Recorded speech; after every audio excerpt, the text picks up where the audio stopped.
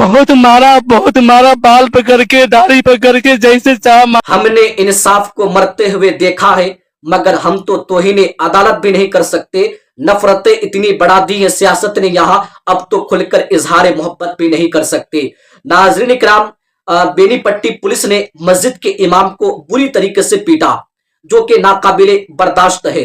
नाजरीन इकराम, मैं बिहार के वजीर आला से अपील करता हूं कि आप सही इंसाफ कराएं, और मैं खास तौर पर गाज़ी मिल्लत गुलाम रसूल बलियाबी साहब से गुजारिश करता हूं कि आपने कुछ महीना पहले कहा था, और जो आपने पार्टी ज्वाइन की है, आपने कहा था कि हम बिहार के मुसलमानों के साथ अत्याचार नहीं होने देंगे। फिर वो जुमला कहां है आपके? मैं आपसे अपील करता हूं कि आप जल्द से जल्द इसमें एक्शन ले और मौलाना फिरोज साहब को इंसाफ दिलाए। आखिर एक मस्जिद के इमाम, एक शरीफ इंसान को किस तरीके से पीटा गया, वो आप लोग इस वीडियो में सुन सकते हैं। क्या कुछ कहा है मौलाना फिरोज साहब ने, किस तरीके से पीटा पुलिसकर्मी ने। अल्लाह अकबर।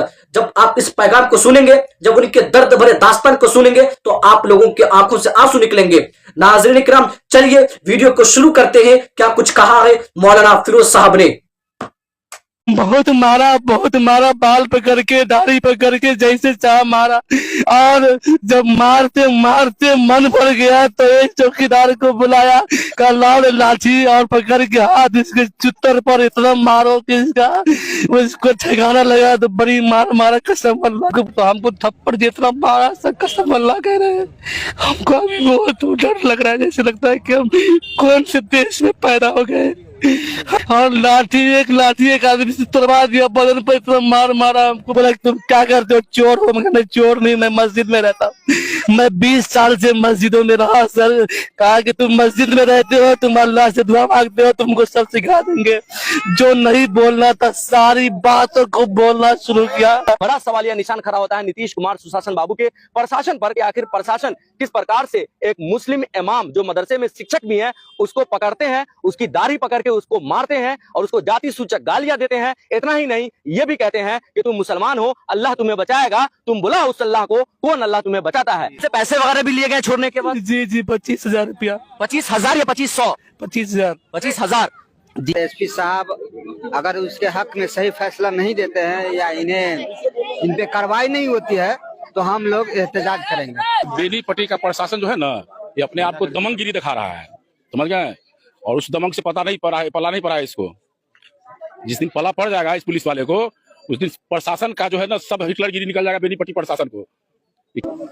नमस्कार, स्वागत है आप सभी का बदलता हिंदुस्तान पर। अभी मैं मौजूद हूं मधुबनी जिला के बेनीपट्टी प्रखंड क्षेत्र के कटैया गांव में। आपको बताते चले, सोशल मीडिया पे आपने मोहम्मद फिरोज का ये वायरल वीडियो जरूर देखा होगा। मोहम्मद फिरोज जो कि बेनीपट्टी अनुमंडल क्षेत्र के कटैया गांव निवासी हैं। मोहम्मद फिरोज के साथ बेनीपट्टी पुलिस के द्वारा बर्बरता का मामला सामने आया है। मोहम्मद फिरोज ने वीडियो बनाकर जो आरोप लगाया है बेनीपट्टी पुलिस के ऊपर, वो गंभीर आरोप है और कहीं ना कहीं इस मामले को लेकर वीडियो वायरल हुआ है और ग्रामीण आक्रोशित हैं। और राजेश यादव जो कि प्रमुख भी हैं और इस गांव के ग्रामीण भी हैं, उन लोगों के द्वारा नेता प्रतिपक्ष तेजस्वी यादव को इस बात की सूचना भी दी गई है। और नेता प्रतिपक्ष तेजस्वी यादव कल यानी 3 फरवरी को बेनीपट्टी के कटैया पहुंचने वाले हैं, मोहम्मद फिरोज से मिलेंगे और बेनीपट्टी प्रशासन के इस दुर्व्यवहार को उजागर करेंगे। तो बताते चले, इस मामले को लेकर कई लोग कल एसपी साहब से मिले और एसपी साहब को उन्होंने आवेदन दिया और एसपी साहब से कार्रवाई की मांग की गई। क्या नाम हुआ आपका? मोहम्मद अमीरुल हक हुआ। घर? कटैया। क्या मामला हुआ था मोहम्मद फिरोज के साथ, क्या जानकारी? फिरोज के साथ ये हुआ था कि वो आ रहे थे, उनको रास्ते चेकिंग में है ना, उनको रोका गया तो वो रुके, और रुकने के बाद में उन पर जो है गाड़ी पर लाठी डंडा बरसाने लगे। वहां तक के यहीं तक नहीं हुआ कि उन्होंने गुहार भी लगाया कि सर क्या बात है, छोड़ दीजिए। यहाँ तक पैर भी छुए, लेकिन थाने में लाके उन्हें इस तरह मारा गया कि उसको देखेगा तो आंख से आंसू आ जाता है। अच्छा, जो मामला हुआ है इस पर क्या कहेंगे आप लोग?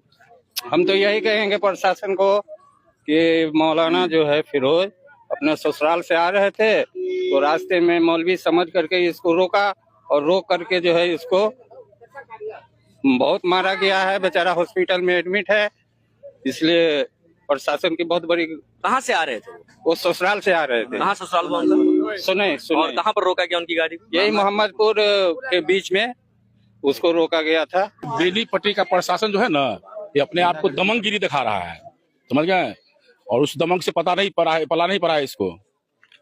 जिस दिन पला पड़ जाएगा इस पुलिस वाले को, उस दिन प्रशासन का जो है ना सब हिटलरगिरी निकल जाएगा बेनीपट्टी प्रशासन को।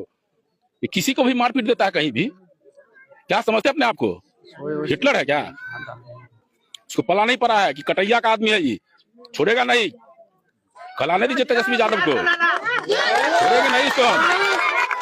पूरा मूड बना लिया कि प्रशासन पूरा मुंड नहीं, हम तो करे कि अभी थाना, चलो थाना घेराव करते हैं, अभी थाना घेरते हैं। अगर मौलाना फिरोज साहब के साथ जिस तरह बर्ताव किया गया है, अगर एसपी साहब अगर उसके हक में सही फैसला नहीं देते हैं या इन पे कार्रवाई नहीं होती है तो हम लोग एहतजाज करेंगे। क्या तेजस्वी यादव भी आ रहे हैं, मालूम पड़ा है हमें? हाँ, वो आ रहे हैं और उनके साथ हम लोग पूरे इलाके के लोग, अगर वो नहीं कार्रवाई करते हैं, नहीं इंसाफ देते हैं, तो पूरे इलाके के लोग हम लोग उसके खिलाफ एहतजाज करेंगे। मोहम्मद फिरोज साहब अभी आए हैं डीएमसीएच से अपने घर, और फिरोज साहब के साथ बर्बरता का वीडियो इन्होंने जो बयान दिया वो वायरल है। तेजस्वी यादव भी कल आ रहे हैं, रोइए मत, अल्लाह पर भरोसा रखिए और इंशाल्लाह आपके साथ इंसाफ जरूर होगा। आप जब घटना हुई आपके साथ, आप कहाँ से आ रहे थे? ससुराल से आ रहे थे। ससुराल से आ रहे थे? कौन से तारीख की घटना है ये? 29 जनवरी सुबह 9 बजे करीब। 29 जनवरी की घटना है। क्या घटना हुई थी, थोड़ा डिटेल में बताइएगा प्लीज। मैं आ रहा था, हम समझे धूनी बहुत तेज थी, हमें क्या पता कि लोग पुलिस वाले खड़े हैं। बिल्कुल, हम समझे कि ऐसे लोग खड़े हैं, भीड़ भाड़ है, हम आगे बढ़ गए, बाद में आवाज दिया और रोक के जब लेट किए रोकने पर तो लाठी हमारे गाड़ी पे लगा दिया। बाद में हम जो बोले सर क्यों मार रहे हैं गाड़ी पर, तो हमको थप्पड़ जितना मारा सर कसम अल्लाह कह रहे हैं। हमको अभी बहुत डर लग रहा है, जैसे लगता है कि हम कौन से देश में पैदा हो गए।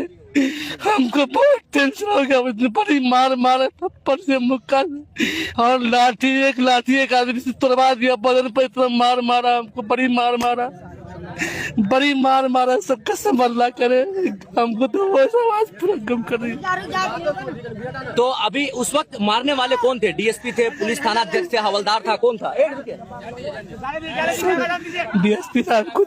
डीएसपी साहब प्रशिक्षु जो है? जी सर। वो तेजस्वी यादव संज्ञान ले लिए हैं, कल वो आने वाले भी हैं, क्या कहिएगा इस पर? और सर वो वहाँ से लग गाड़ी में, मैं कहा कि फोन से एक मतलब बात करा दीजिए सर, एक कल अपनी माँ बाप से, भाई बहन को ऐसे बात करा दीजिए, लेकिन कोई बंदा तैयार नहीं हुआ मुझसे बात कराने के लिए। पानी भी आप मांगे, पानी भी नहीं दिया गया? जी सर, पानी नहीं बल्कि हर काम करिए। आपसे पैसे वगैरह भी लिए गए छोड़ने के बाद? जी 25,000 रुपया। 25,000 या 2500? 25,000। 25,000। जी बहुत रिक्वेस्ट के बाद, बहुत मन्नत समाजत के बाद रूम में जब लाया सर, मैं समझा क्या पता है कि हमको 10-15 मिनट के बाद सर छोड़ देंगे, लेकिन रूम में बंद कर दिया गया। जो एक मुंशी जी बैठते हैं उसके अंदर में एक रूम है, उस रूम में मुझे बंद कर दिया गया, एक कैदी भी था।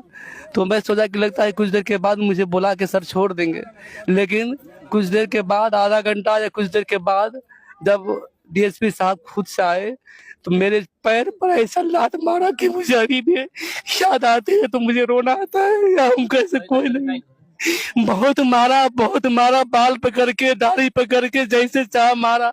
और जब मारते मन भर गया तो एक चौकीदार को बुलाया, का लाड़ लाठी और पकड़ के हाथ इसके चुत्तर पर इतना मारो कि उसको ठिकाना लगा। तो बड़ी मार मारा, कसम अल्लाह। मुसलमान होने का हवाला दे करके भी आपको पीटा गया? जी कहा, हमने कहा कि सर, हमको बोला कि तुम क्या करते हो, चोर हो? मैं चोर नहीं, मैं मस्जिद में रहता हूँ, मैं 20 साल से मस्जिदों में रहा सर।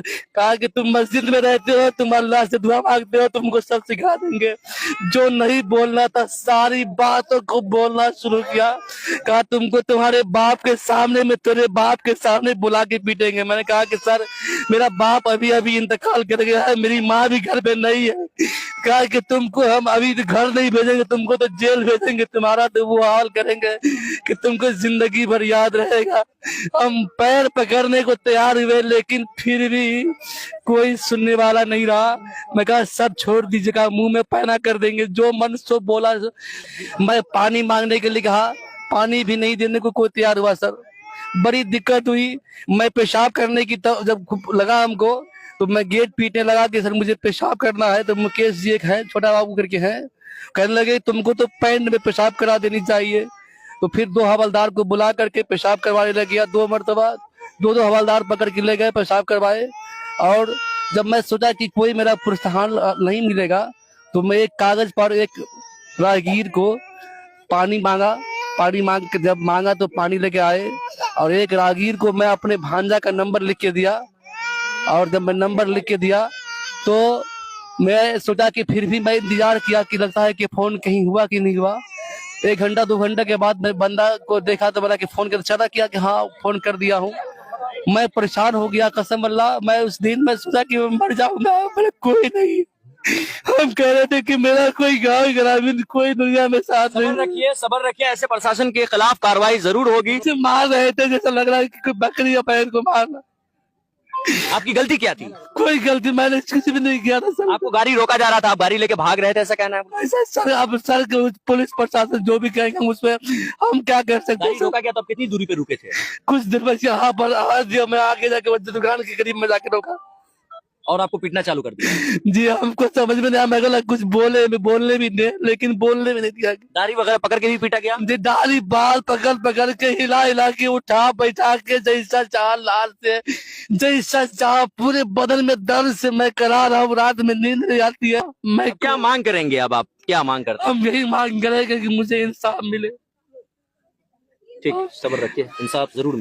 फिरोज, बेनीपट्टी प्रखंड क्षेत्र के कटैया निवासी मोहम्मद फिरोज, जो कि मस्जिद के इमाम हैं, मदरसा के टीचर हैं, रथौस मस्जिद में 10 साल तक की इमामत किए, और उसके ऊपर पुलिस की बर्बरता का जो वीडियो वायरल हुआ है, उसके बाद मोहम्मद फिरोज के गांव में जो लोग हैं वो आक्रोशित हैं। मोहम्मद फिरोज दरभंगा डीएमसीएच से 3 दिनों के बाद अपने घर आए हैं, और ये गाड़ी में मौजूद है, और उनका बयान आपने सुना। अभी वो अपने घर आए हैं, और जो ग्रामीण है, चाहे वो किसी भी धर्म किसी भी जाति से हो, सबके दिल में एक मलाल है कि कैसे पुलिस इतनी भयानक तरीके से एक शरीफ आदमी के साथ बर्बरता कर सकती है। कल को वो कोई भी हो सकता है, किसी के साथ भी बर्बरता कर सकती है।